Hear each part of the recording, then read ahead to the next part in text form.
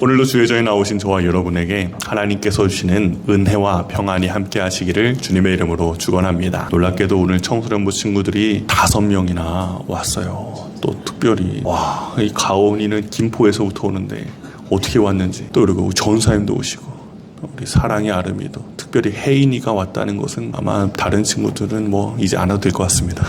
오늘 이렇게 청소년부 수련회가 내일 모레로 얼마 남지 않은 가운데 여러분들의 기도로 우리 자녀들의 삶 가운데 예수 그리스도를 바로 알고 서로 간에 깊은 교제가 있어서 어느 때와도 귀하고 복된 신앙의 귀한 추억이 될 수 있도록 이를 위해서도 기도해 주시기를 부탁을 드립니다. 우리는 살아가면서 평안하기를 바랍니다. 마음 가운데 샬롬이 있기를 너무나 바라지요. 아무 일도 일어나지 않기를 바라고, 건강에 문제가 없고 경제적으로는 문제가 없었으면 좋겠고, 특별히 청소년부 친구들에게는 아무렇게나 찍어도 100점이 맞아지는 은혜가 있었으면 좋겠다.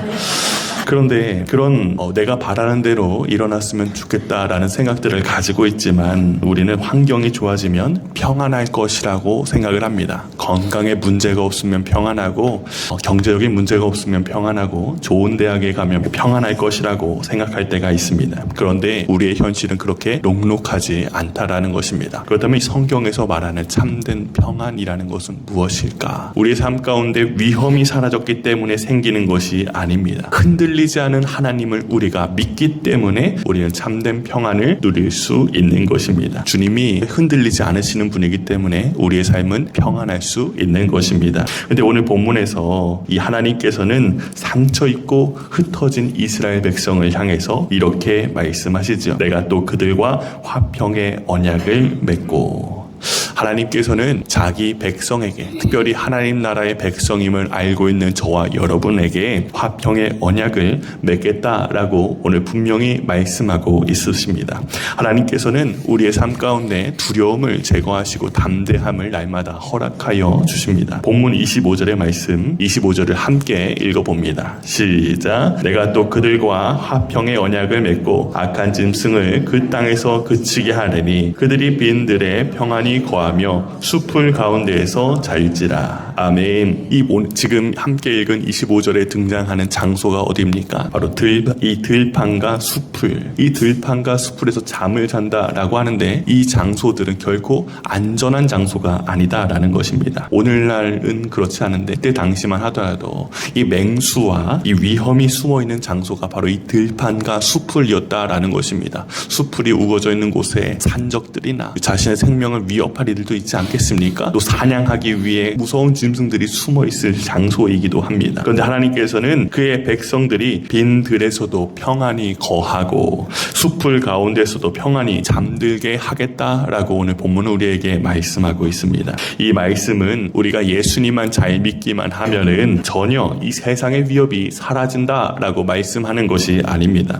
하나님께서는 자기 백성을 지키시고 보호하시겠다라는 약속을 우리에게 하고 계신 것입니다. 우리의 참된 평안의 이유, 마음의 위로와 평안이 있는 이유는 우리의 삶 가운데 위험이 사라졌기 때문에 생기는 것이 아닙니다. 그것은 바로 흔들리지 않은 하나님을 우리가 믿기 때문에 우리는 참된 평안을 누릴 수 있는 것입니다. 어린아이가 낯선 곳에서도 부모의 손길을 잡으면 안심합니다. 장소가 달라진 것도 아니고 내가 지금 누구의 손을 잡고 있느냐에 따라서 내 마음에 샬롬이 있느냐 없느냐가 정해진다라는 것입니다. 우리도 마찬가지라는 것이지요. 당장의 눈앞에 보이는 삶의 문제가 사라진 것은 아닙니다. 그럼에도 불구하고 하나님께서 나와 함께 하고 계시다라는 사실 하나만으로도 우리 가운데 참된 평안을 누릴 수 있기를 주님의 이름으로 축원합니다. 오늘 우리의 삶 가운데 두렵게 하는 것이 무엇입니까? 건강의 문제, 자녀의 문제, 경제적인 문제, 학업의 문제, 그리고 아직 결정되지 않은 우리의 미래까지도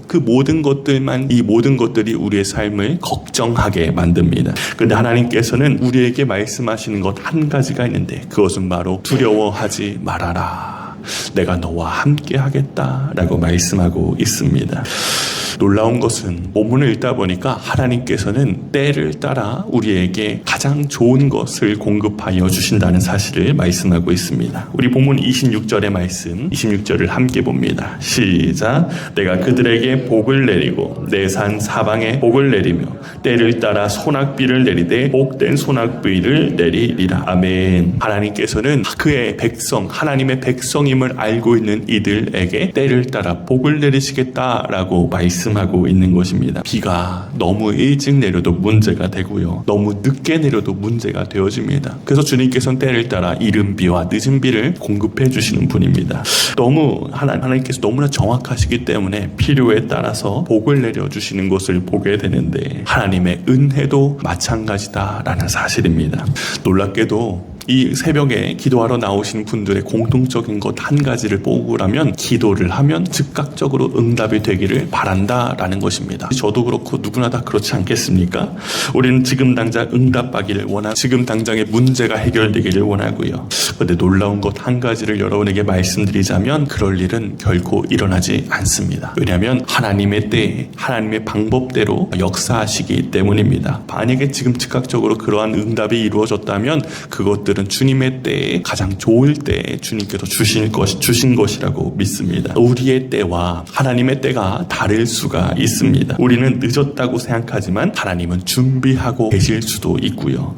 우리는 아무 일도 일어나지 않는다라고 생각할 수 있지만 보이진 않아도 지금 이 시간 주님께서 일하고 계시다라는 것입니다. 7절의 말씀에 보면 이 들의 나무가 열매를 맺고 땅의 소산을 내게 된다라고 말씀하게 됩니다. 하나님의 복이라는 것을 보니까요, 이 메마른 인생에 다시 열매를 맺게 하신다라는 것을 기억해야 됩니다. 오랫동안 기도했지만 아무 변화도 일어나지 않을 것 같아 그 실망감은 이루 말할 수 없을 것입니다. 그럴 때 아무리 오랜 기간 기도를 해도 이루어지지 않은 그 모습을 볼 때면 내 삶이 메마른 땅처럼 되어지는 것을 경험하곤 할 것입니다. 그러나 하나님께서 우리의 삶 가운데 우리의 영혼에 복된 소낙비를 내리시면 메마른 땅에서도 새싹이 피어나는 줄로 믿습니다. 우리가 해야 할 일이 무엇입니까? 그것은 바로 하나님의 때를 믿음으로 기다린다라는 것입니다. 오늘 응답이 보이지 않아도 당장에 하나님께서 일하고 계신 것처럼 보이지 않아도 염려하지 마십시오. 실망하지 마십시오. 기도를 포기하지 마십시오. 지금 열매가 보이지 않다 할지라도 하나님의 말씀을 붙잡으시기를 소원합니다. 하나님께서는 때를 따라 이른 비와 늦은 비, 필요의 비를 우리에게 내려주실 것입니다. 근데 무엇보다도 가장 큰 복이 무엇인가 보았더니 30절과 31절 말씀을 함께 봅니다. 30절 31절 시작. 그들이 내가 여호와 그들의 하나님이며 그들과 함께 있는 줄을 알고 그들 곧 이스라엘 족속이 내 백성인 줄 알리라. 주 여호와의 말씀이라. 내 양 곧 내 초장의 양 너희는 사람이요 나는 너희 하나님이라. 주 여호와의 말씀이니라. 하나님께서 이스라엘 백성들에게 알려주고 싶은 가장 큰 복은 무엇일까? 많은 열매를 주기를 원하실까? 아니면 풍성한 곡식을 주시기를 원할까? 아니면 안전한 환경이 가장 큰 복일까? 물론 이 모든 것들도 하나님께서 허락하여 주신 복이지만 가장 큰 복은 하나님께서 나와 함께 하신다라는 것이 가장 큰 복인 줄로 믿습니다.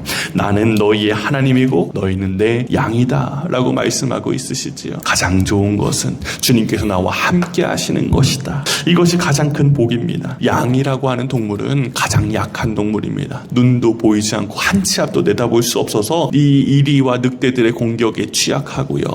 또 눈앞에 낭떠러지가 있다 할지라도 그곳을 향해 가도 전혀 이상하지 않은 이들이 양입니다. 왜냐하면 눈도 보이지 않고 약하고 누구보다 연약한 존재가 바로 양이라는 것이지요. 그런데 이 좋은 목자를 만나면 안전해집니다. 목자가 길을 인도하고 먹을 것을 공급하고 위험으로부터 그의 삶을 보호하기 때문인 것입니다. 그런데 우리는 다 양 같아서 바로 우리가 그 양과 같은 존재들이라는 것입니다. 너무나 연약하지요. 한 치 앞도 내다볼 수 없는 삶을 염려합니다.